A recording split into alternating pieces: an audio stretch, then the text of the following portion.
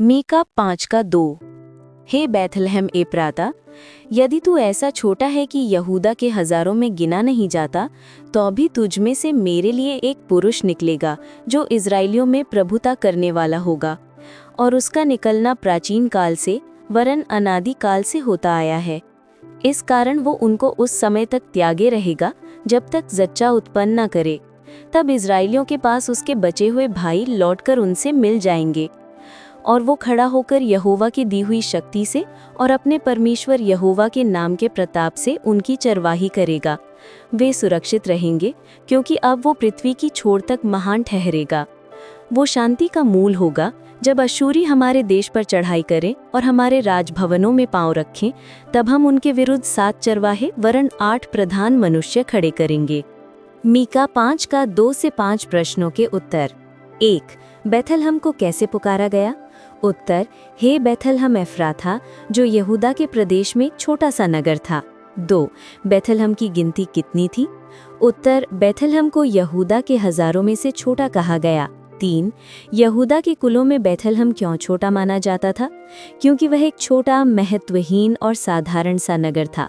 राजधानी या प्रसिद्ध नगरों में नहीं गिना जाता था। 4.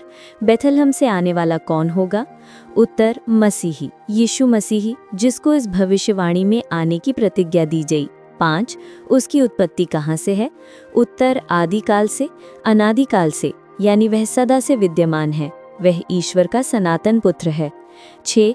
वह किस नाम से खड़ा होकर अपनी प्रजा की चरवाही करेगा? उत्तर: वह यहोवा के नाम से और अपने परमेश्वर की महिमा से अपनी प्रजा की चरवाही करेगा। 7. उसकी महिमा कहाँ तक फैलेगी? उत्तर: पृथ्वी की छोर तक। उसके राज्य और महिमा की कोई सीमा नहीं। 8. वह हमारे लिए क्या होगा? उत्तर: वह हमारा शांति होगा। वह ऐसा राजा है जो शांति, सुरक्षा, सांत्वना और उद्धार लाता है। सीख नंबर 1। परमेश्वर छोटे स्थानों का उपयोग बड़े कार्यों के लिए करता है। बैथलहम छोटा था, फिर भी वहीं से संसार का उद्धारक आया।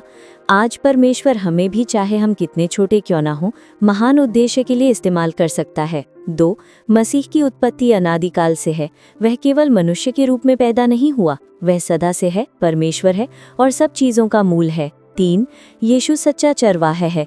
वह अपनी प्रजा को सुरक्षा, पोषण, मार्गदर्शन और रक्षा देता है, झुंड को कभी नहीं छोड़ता। 4.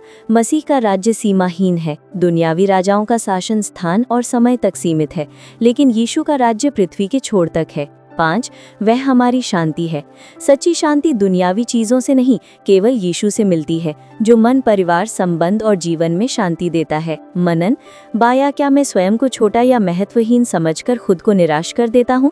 परमेश्वर की दृष्टि में कोई भी छोटा नहीं। वह छोटे स्थानों और छोटे व्यक्तियों से भी बड़ा इतिहास बदल देता है। बाया: क्या मैं यीशु को अपने जीवन का चरवाहा बनने देता हूँ? क्या मैं उसके मार्गदर्शन, सुरक्षा और दिशा का पालन करता हूँ? बाया: क्या मेरी शांति परिस्थितियों से आती है या यीशु से? सच्ची शांति तूफान शांत होने से नहीं, मसीह के साथ चलने से आती है। बाया: क्या मैं उस महिमा को दूसरों तक पहुंचाने वाला पात्र हूँ? क्या मेरी गवाही से मसीह की महिमा पृथ्वी के छोर तक फैल सकती है?